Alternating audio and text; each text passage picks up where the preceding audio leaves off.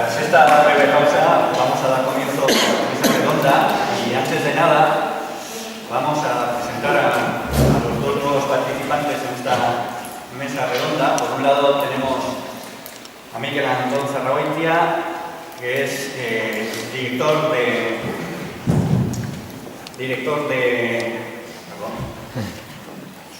Asuntos Europeos del Gobierno Vasco.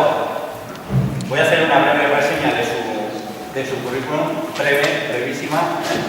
Es licenciado en Derecho por la Universidad de Deusto, diplomado en Derecho Comunitario por el Instituto de Estudios Europeos de esa misma universidad y máster en Derecho Comunitario Europeo por la Universidad Libre de Bruselas.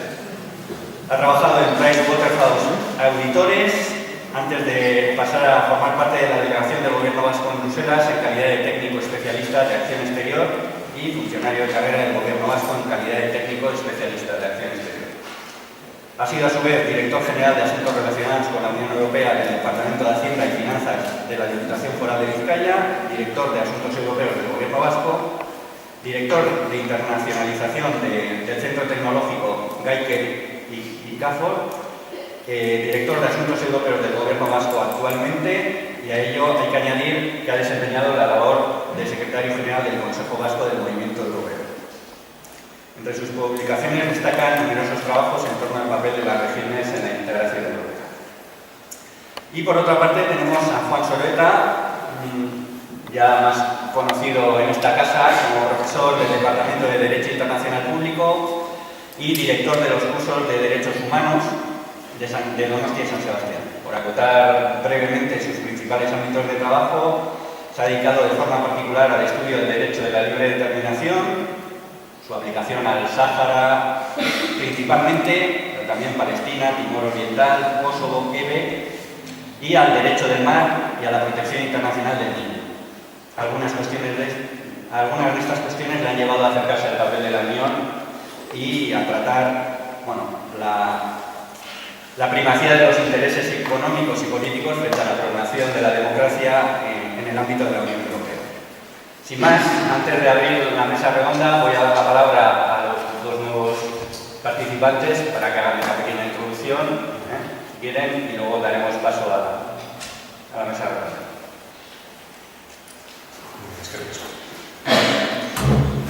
Simplemente para empezar, como puede ser menos, dar las gracias por el recibimiento a participar, por la parte del Gobierno Vasco en esta interesante jornada. La verdad es que me ha sorprendido mucho la afluencia de público joven, por cierto, y me satisface enormemente, pues, primero porque a todos nos gusta hablar ante salas más llenas que vacías, y en segundo lugar porque los temas europeos, pues, desgraciadamente, yo soy un convencido de la Europa, de la integración europea. Otra cosa es en qué condiciones, y normalmente nos encontramos los mismos, es decir, que no solemos ser muchos, con lo cual me satisface, y tampoco voy a alargarme demasiado. Yo sí quería hacer una pequeña reseña, pues, me llevará 10 minutos o lo que sea, pero quería hacer una pequeña reseña sobre cuál es mi punto de vista. Mi punto de vista, lo enfoco más en relación con la propia Europa, con la propia integración europea, que con los aspectos más sociales a los que ha puesto el acento el profesor Navarro. Compartiendo, por cierto, con él muchas de las cosas que ha dicho, a pesar de que no tengo datos ni para estar de acuerdo ni en contra, como algunos otros me dicen. También quiero decir que también hay una cosa en la que no estoy de acuerdo, y es el aquello de que no hay alternativa. Soy de los que dicen que no hay alternativa a Europa. Alternativas puede haber, pero para mí son peores. Por lo tanto, me dirán decir algunas veces que no hay alternativa a la integración europea. Es un decir, pero yo sí creo que la apuesta por Europa es clara en el mundo globalizado que tenemos actualmente. Otra cosa es que podamos ser críticos, yo soy muy crítico por algunas cosas que han ocurrido en Europa.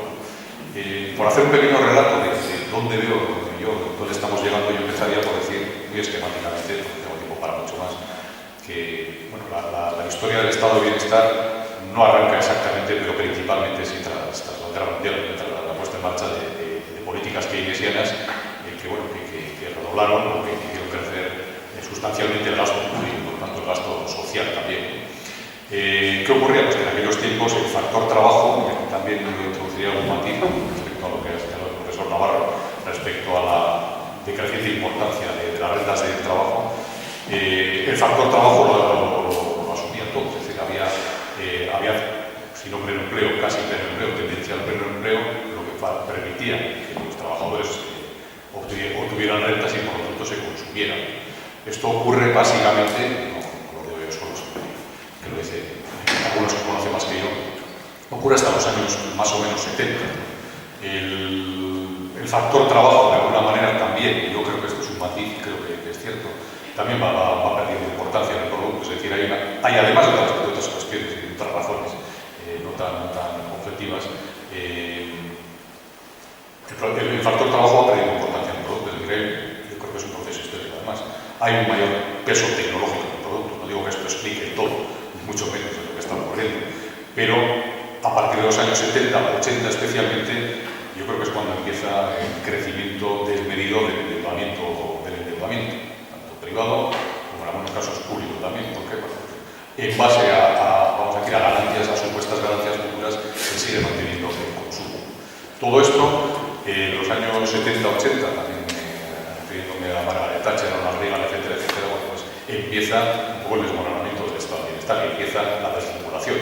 Y a la desregulación le sigue la globalización. Yo soy de los que opinan que nos han vendido de alguna manera un cuento del tema de la globalización. Soy un crítico también con esa apertura de mercados a China, etcétera, etcétera. Parece muy bien que los chinos puedan producir y nosotros comprar, pero ¿por qué no hemos hecho lo mismo con Irán o con otro tipo de país? Es decir, China es un estado totalitario, lo sigue siendo, y la cuestión es que algunos nos decían que había que deslocalizar empresas, porque es que no sale más barato en China. Por supuesto, no sale más barato en China, faltaría más. Pero lo que no entiendo es por qué no se puede poner aranceles a determinados mercados, porque sí, es decir, se han tomado este tipo de mercados asiáticos, algunos de ellos, yo creo que de dudoso label, no digo ya democráticos, sino de comunismo, etcétera, etcétera, sino que me estoy refiriendo a protección de trabajadores, ese tipo de cosas. No soy más explícito porque tampoco me quiero alargar demasiado. Entonces, hemos llegado a la situación en la que hemos llegado. Y al final, lo que hemos tenido en los años 2000 son, efectivamente, sociedades con unas deudas altísimas, no deuda pública, porque en el caso de España no llegaban al 40%, la deuda en el año 2007, que es el año en que saltan las hipotecas subprime en Estados Unidos y que es el origen inicial de la crisis, pero sí que hay un endeudamiento privado exagerado. En este caso, España, por ejemplo, había llegado a un mix de renta público-privada de alrededor del 300% del PIB, es decir, 3 producciones enteras que se debían por año en España. Lo que es ya más llamativo es cómo se está produciendo ese trasvase de las rentas públicas a las rentas privadas. Yo lo que sí quería decir es que al final aquella sin entrar en mayores profundidades, nos llevaría mucho tiempo, ¿no? Pero aquella inicial crisis, vamos a decir, financiera, ¿no? que surgió en los Estados Unidos, lo que se ha convertido en Europa es en toda una crisis, yo diría, no ya solo monetaria, financiera, por supuesto que de valores, porque de eso tendríamos que hablar, pero se ha convertido, aparte de una crisis de la deuda, etcétera, en una crisis verdaderamente política. De los mecanismos que se han tomado para superar de alguna manera todos estos problemas de la crisis del euro, etcétera, etcétera, yo creo que se puede hablar en algunos aspectos bien, en otros aspectos mal.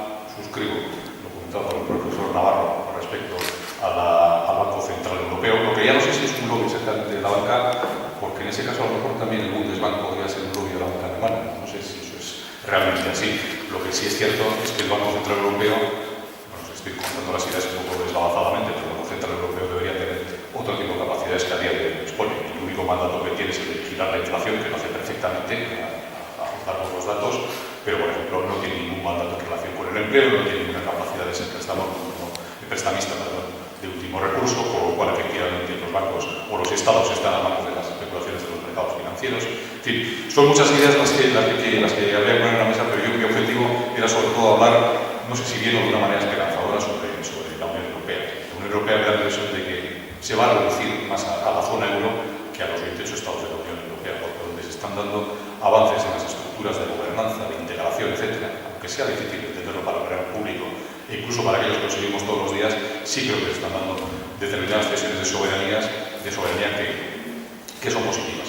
¿Qué es criticable? Bueno, son muchas cosas criticables, pero lo que es criticable es que todo esto se esté haciendo, no sé si hay otra manera mejor de hacerlo, pero desde luego con poca transparencia, con poca comunicación a la ciudadanía y desde luego con unas instituciones que de alguna manera no acaban de representar al pueblo. Por lo tanto, la desafección que estamos viendo, padeciendo, comprobando, yo creo que se explica perfectamente. Aún así, pues digo, no quiero hablar mucho más porque si no, no va a dar como la mesa redonda, pero yo sí soy defensor de Europa. Lo que creo es que tenemos que intentarla, criticarla y buscar reformas, plantear cosas. Sé que es difícil, pero creo que es que fuera de Europa la verdad es que tendríamos una papeleta peor.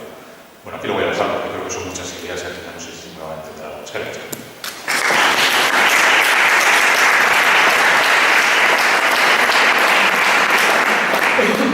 mi intervención va a ser muy breve porque no soy economista y sería un atrevimiento que me pusiera aquí a hablar del Banco Central y de cuestiones que desde luego no sé si me escapen, pero luego no me considero ni remotamente una autoridad para hablar de ello.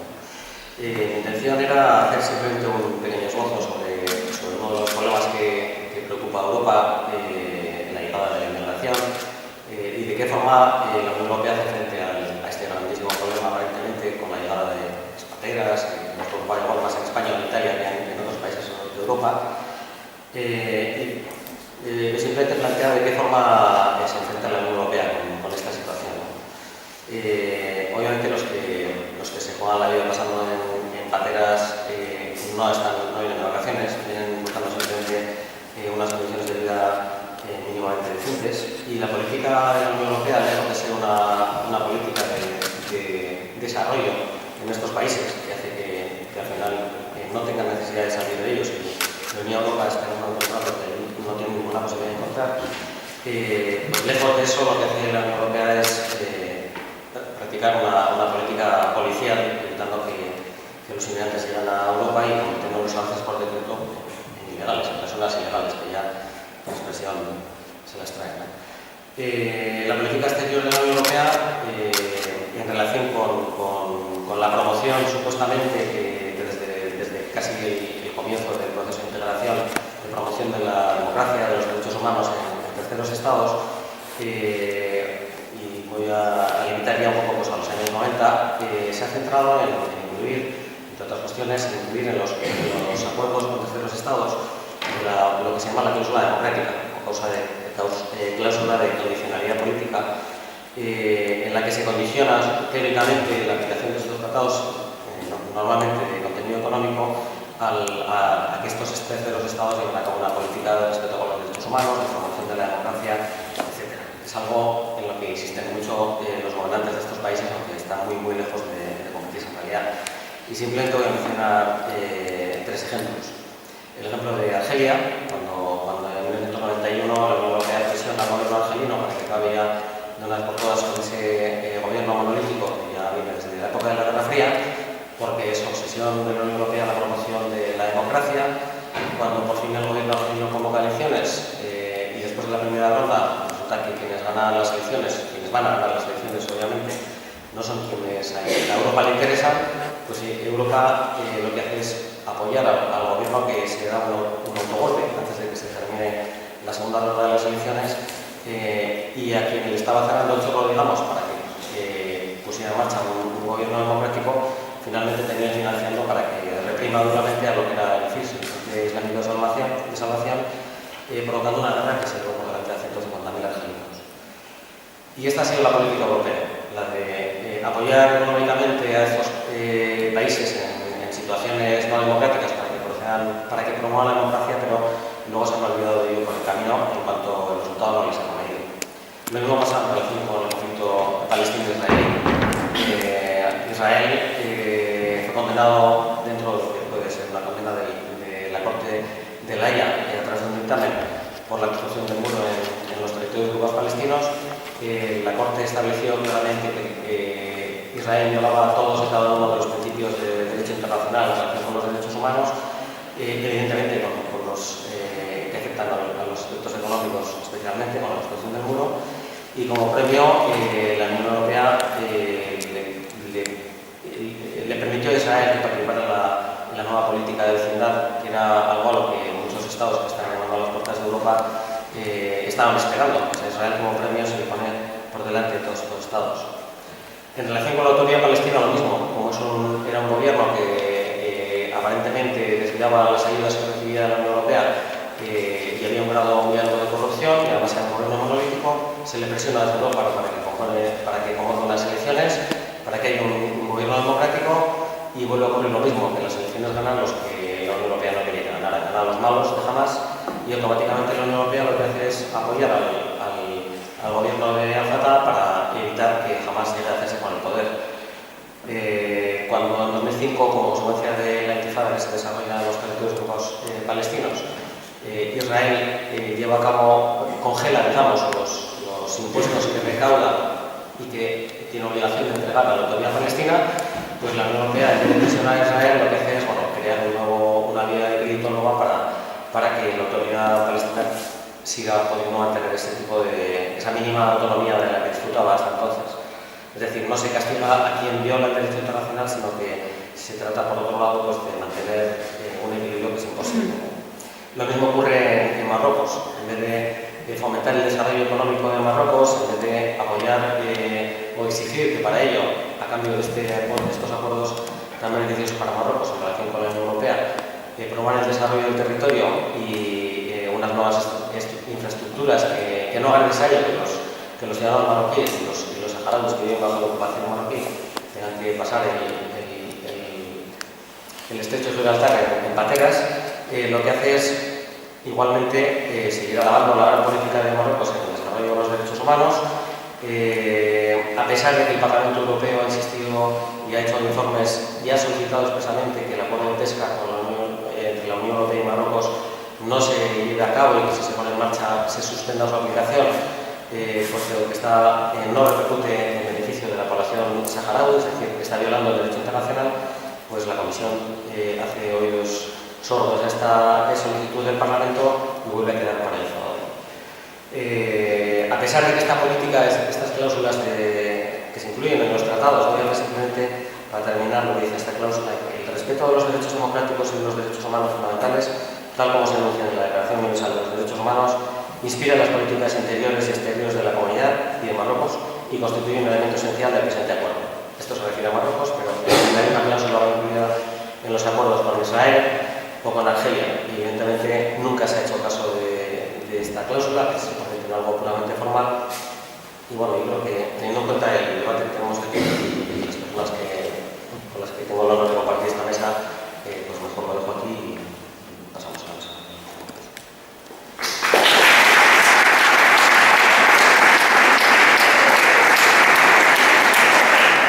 Antes de abrir esta mesa a un turno de preguntas, comentarios, reflexiones a todas las personas que llenan este auditorio hoy y haciendo buena la idea de mesa redonda, me gustaría ahora dar la palabra a los dos ponentes principales de esta jornada para que puedan exponer todas las apreciaciones que tengan al respecto de sus ponencias.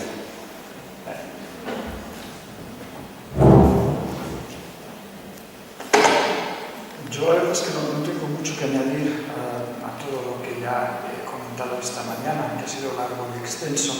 Quizás voy a dejar de lado, no por nada particular, pero sí que nos salimos ya del marco, el tema de la política exterior y de vecindad europea. Yo estuve 3 años trabajando en la cátedra de desarrollo. Somos el primer donante de cooperación internacional, no solo un socio comercial, sino además un donante de ayuda a la cooperación en desarrollo, además de ayuda humanitaria, que son dos cosas completamente distintas.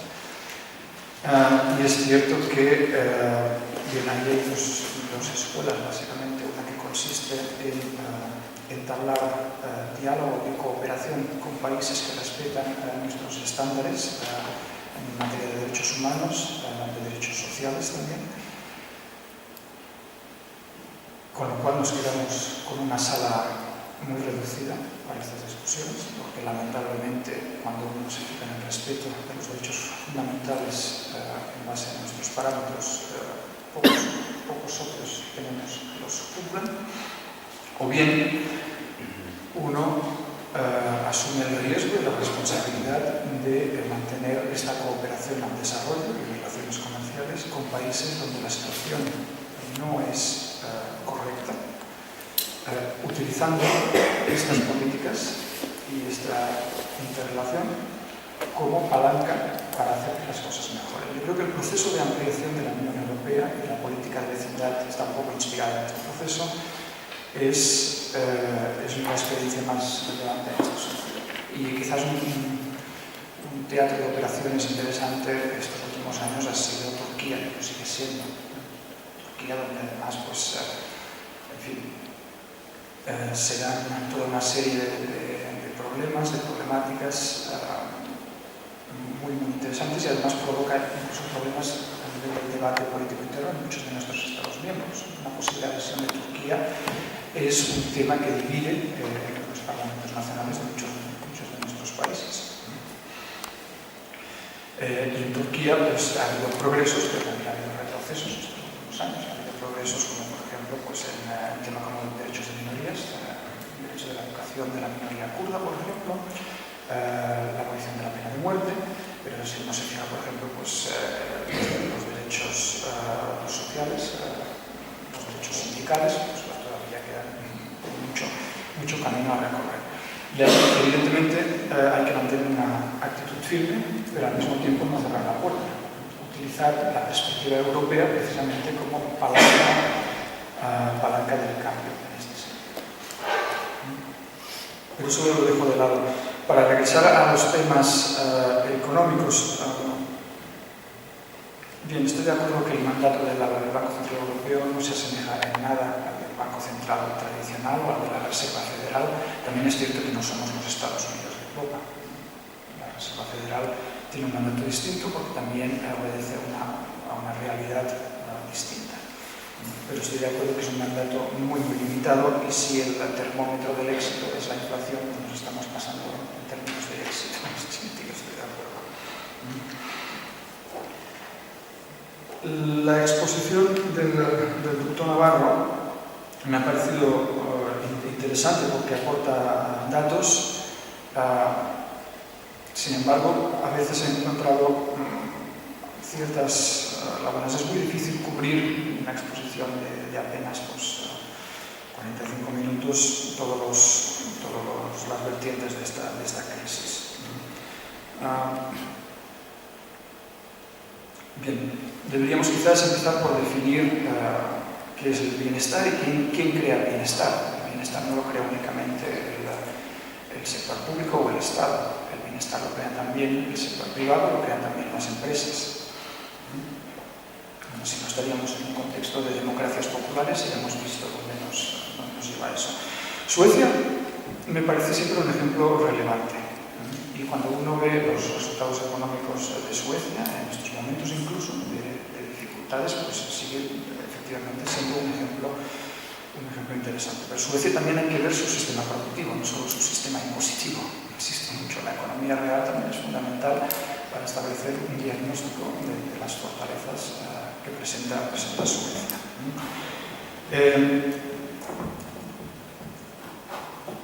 El sistema impositivo sueco es muy exigente, pero también se basa en un consenso social, en que así lo sea.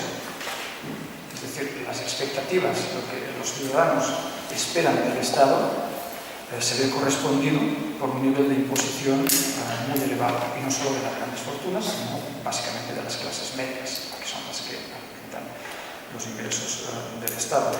No estoy seguro de que todas las sociedades de nuestros Estados miembros estén preparadas para embarcarse en esta dirección.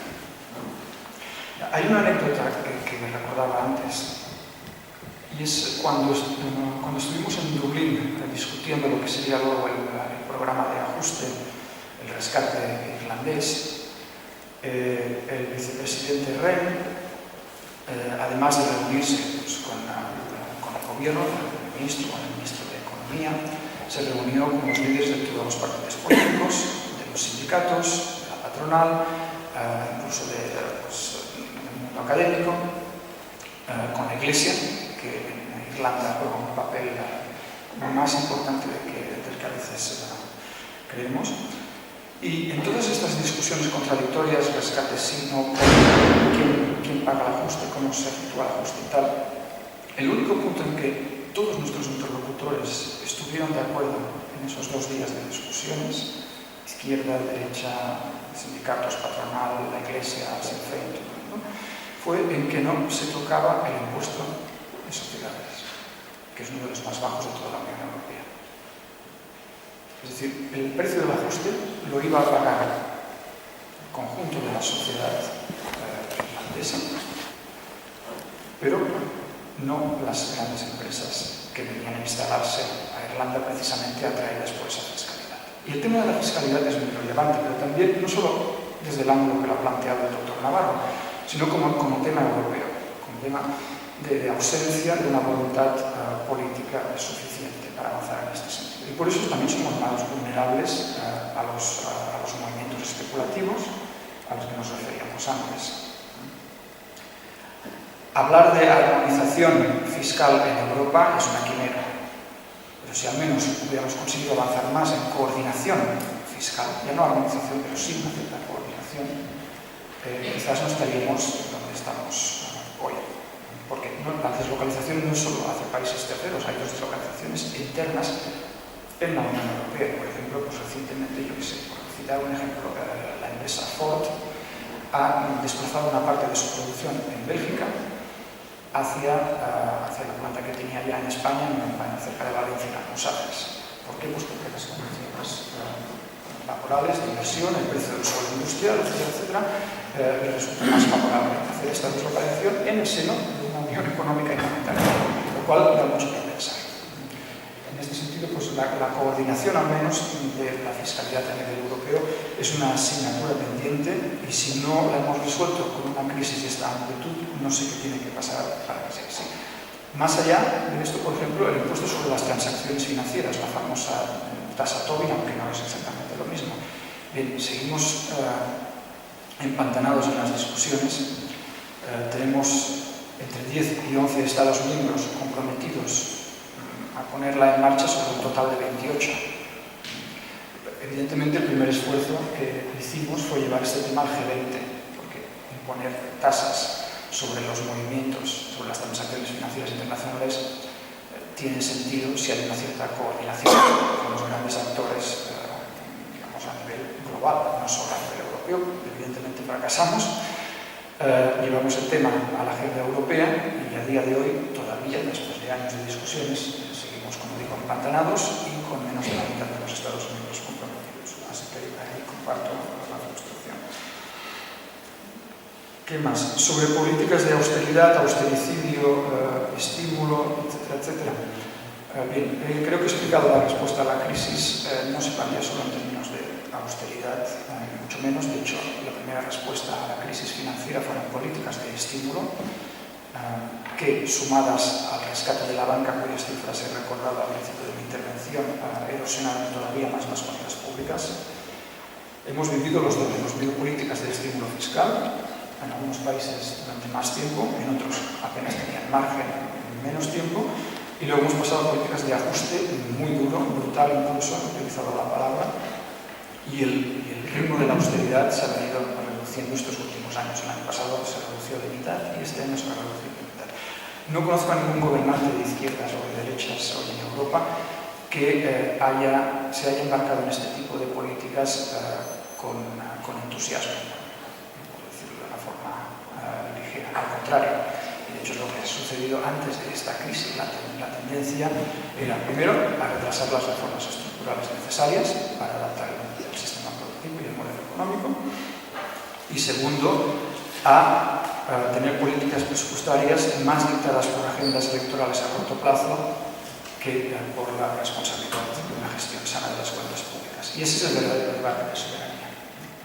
Los países que hoy en día tienen un plus de soberanía son aquellos que no son esclavos de su deuda. Os comentaba antes, el servicio de la deuda en Francia equivale al presupuesto de educación. Pues eso también, de una cierta forma, es soberanía. Cuando hablamos de ceder soberanía, y en este sentido yo prefiero ceder soberanía a nivel europeo, no cederla, compartirla a nivel europeo, para tener una respuesta a la crisis concertada, para reforzar el hoy degradado modelo europeo que es único en el mundo, de un estado de bienestar que no tiene parangón en ningún lugar del mundo, que no ceder soberanía a quien no responde ante ni el Parlamento Europeo ni ante nadie. Es decir, Standard & Poor's o Moody's o Fondo los fondos de los hedge funds, etc., solo responden ante su consejo de administración, básicamente. Esta es un poco la disyuntiva. Con todas las imperfecciones, las instituciones europeas son nuestras instituciones que nos hemos dado como europeos. Las decisiones no las toma la Comisión Europea de una forma opaca, las decisiones básicamente las se toman en el Consejo y en el Parlamento Europeo. El Consejo son los ministros elegidos democráticamente por los ciudadanos de los Estados miembros y el Parlamento Europeo lo vais a elegir vosotros también el próximo 25 de mayo. Con todas sus imperfecciones. En este sentido, la blueprint, la agenda europea que presenta la Comisión Europea sobre cómo debería ser, a nuestro entender, una unión económica y monetaria completa, en profundidad, también pone de manifiesto la necesidad de reforzar la legitimidad democrática y el control democrático de estas instituciones. Es decir, se han cedido muchas competencias a nivel europeo en términos de gobernanza económica. Creemos que habría que reforzar efectivamente este control democrático a través del Parlamento Europeo, pero no solo también, quizás también los parlamentos nacionales tienen un papel a jugar en el futuro, sobre todo como cuando os decía, los países del euro tienen que someter sus anteproyectos de presupuestos a la Unión Europea o al Eurogrupo de la Comisión Europea antes incluso de que su Parlamento Nacional discuta sobre ellos. He tomado más notas, pero quizás lo más útil sería abrir el debate. No quiero dar una segunda clase, digamos. Solo un último apunte. Estoy de acuerdo cuando hablamos de bienestar en que hay que batirse por un concepto. Y es el concepto de inversión social. Siempre se habla de gasto social. Y gasto es sinónimo de carga. En el imaginario colectivo, el gasto social representa pues, una carga para el presupuesto. Estoy de acuerdo con el doctor Navarro en ese sentido de que el gasto social debería ser una inversión también, sobre todo cuando se hace de forma anticipativa. Por ejemplo, un gasto social que apoya el cambio en el sistema productivo. Formación continua. Hablaba esta mañana de la necesidad de avanzar hacia una economía más basada en el conocimiento, de tener un sistema de educación, un sistema universitario esté mejor conectado con la economía real, con el mundo de las empresas, con un marco reglamentario que facilite además estas relaciones. Pues bien, vuelvo a este tema también. La inversión social redunda en lo mismo. Invertir en guarderías no es una carga. Invertir en el cuidado de la gente mayor no es una carga. ¿Por qué? Pues porque tiene efectos porque crea empleo, pero también tiene efectos en el mercado laboral, en el acceso al mercado laboral por parte de categorías que hoy se ven excluidas. Invertir en formación continua, como decía, en guarderías, en la educación, en prevenir el abandono escolar, etc. Este concepto está recogido en el Pacto por la Inversión Social que presentó la Comisión Europea en 2013. Todavía no se había leído casi nada en la prensa, pero existe. Y esto respondió a una iniciativa del Parlamento Europeo en el año ya 2012. Lo veo poco reflejado en las programaciones presupuestarias de la mayoría de Estados miembros. Como decía, se ha hablado mucho de las rentas también de los trabajadores. Estoy de acuerdo en que faltan incentivos para invertir en la economía real. Invertir hoy en la industria en según qué países es una cuestión más de fe y de tradición familiar a veces que no de puro análisis económico, como uno puede obtener rendimiento de dos cifras en otros tipos de inversiones. Evidentemente, pues invertir en la industria es una cuestión básicamente de fe en sectores incluso de fuerte valor añadido potencialmente, como pueden ser la industria y los servicios de alto valor añadido. Y en servicios de alto valor añadido puedo también añadir los que me refería antes. Por ejemplo, pues, servicios sanitarios, servicios de atención a la tercera edad, etc. Ya voy a volver a hablar un poco del triple hélice, pero creo que es fundamental avanzar en este tipo de discusión sin a priori ideológicos. Y ser conscientes de que efectivamente al fin y al cabo partimos de culturas económicas distintas, de culturas políticas distintas. El profesor Navarro ha dado una interpretación de eso en el arranque de su exposición, y está muy bien utilizar otros países como referencias, pero pensar que las sociedades pueden cambiar de forma rápida hacia un modelo impositivo como el de Suecia en el sur de Europa, creo que es una tarea encomiable, pero que va a llevar mucho trabajo y de convicción. Y no veo ahí en día nadie que esté defendiendo esto entre las fuerzas políticas representadas en el Parlamento.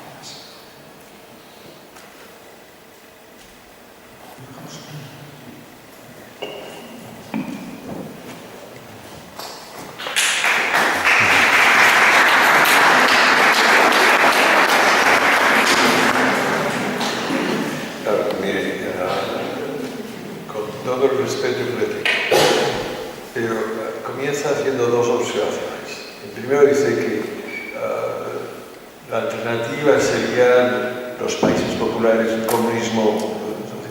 No haga esa observación, por favor. Yo no estoy pidiendo ese modelo, y usted lo sabe. O sea, usted a veces dice aquí un tri que no me gustó. O sea, que en este aspecto estamos hablando dentro del sistema capitalista, que hay distintas formas. No cite el comunismo, por favor. Este no es un tema. Y el segundo, en cuanto a situaciones preeconómicas, usted representa una ideología y otra, pero no diga que usted no es ideólogo. O sea, en ese aspecto quisiera que no utilizaran esa situación de narrativa que ya pone la situación económica que dificulta bastante. Habiendo hecho esta observación, permítanme que conteste algunas de las observaciones. El que inició la época neoliberal, que es una ideología como una casa, y que la Comisión Europea ha hecho suya, no comenzó con Reagan, ¿verdad? Comenzó con el señor Campbell, con el secretario que se llama Volcker, y lo dijo muy claro.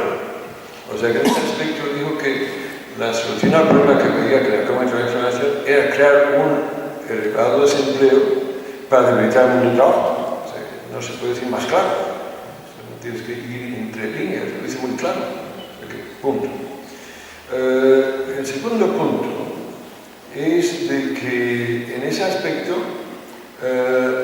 el neoliberalismo era una ideología de aquella estructura que estaba a la defensiva porque las conquistas del mundo del trabajo, salariales, el estado de bienestar, lo que fuera, había puesto aquella estructura de poder en una situación defensiva.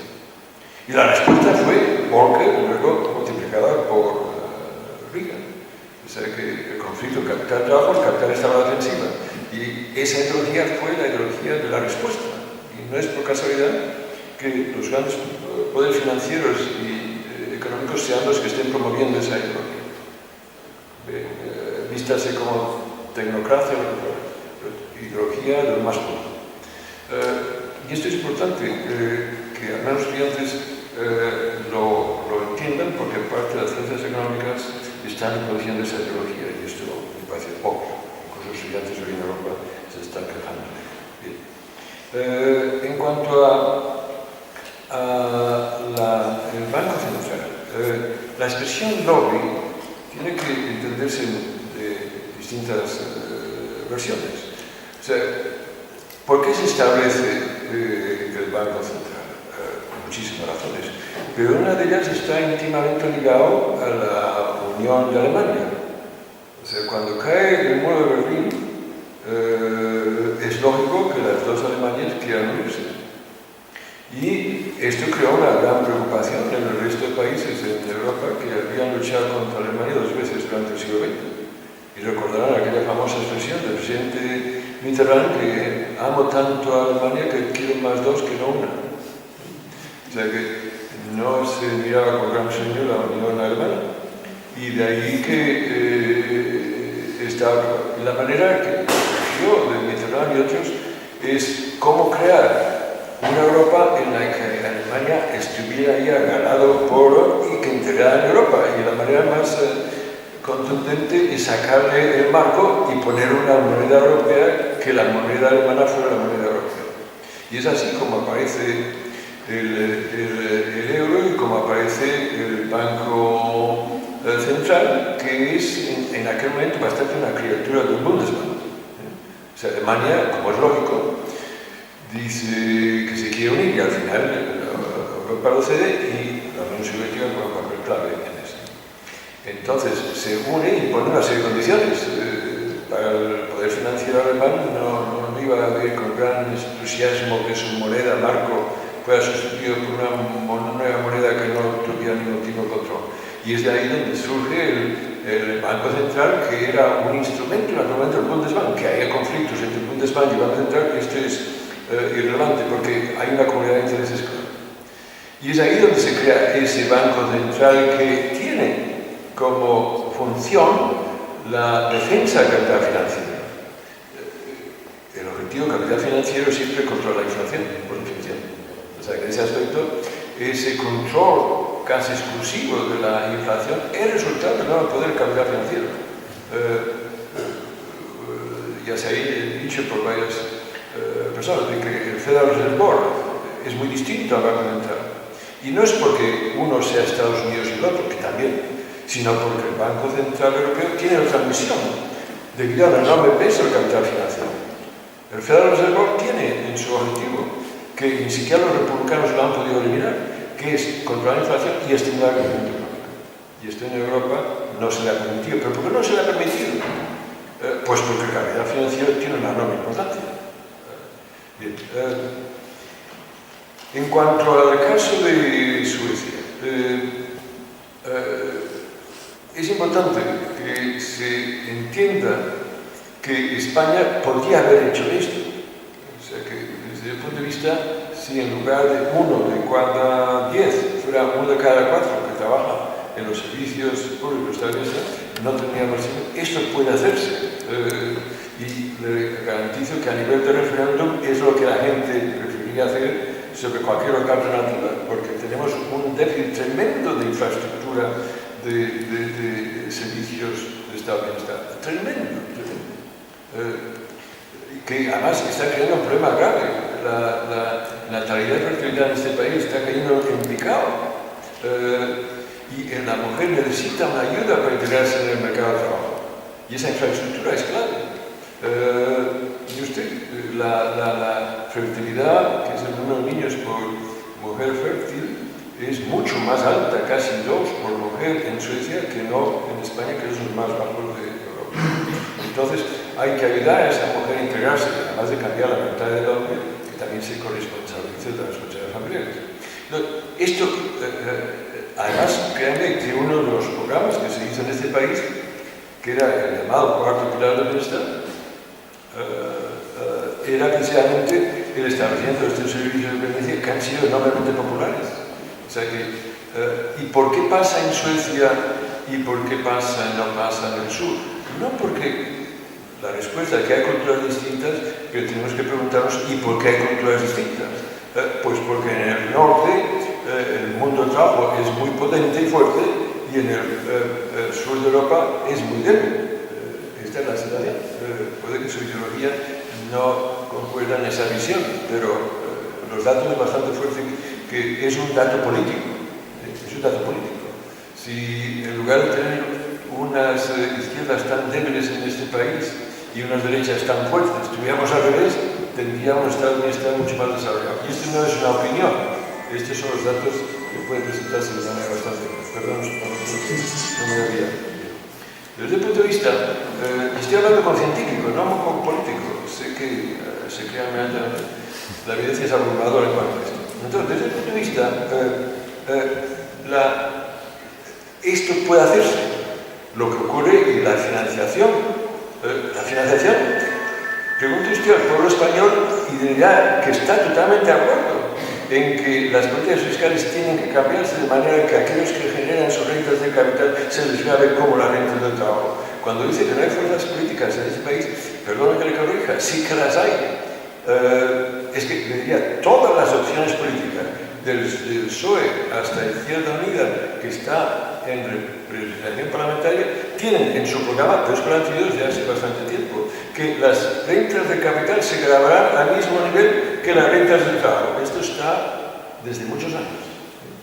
Está ahí. Si lo ponen es porque saben que es popular. Que no se realice, no tiene que decir, no tiene que ver porque el pueblo no lo quiera. ¿Me explico?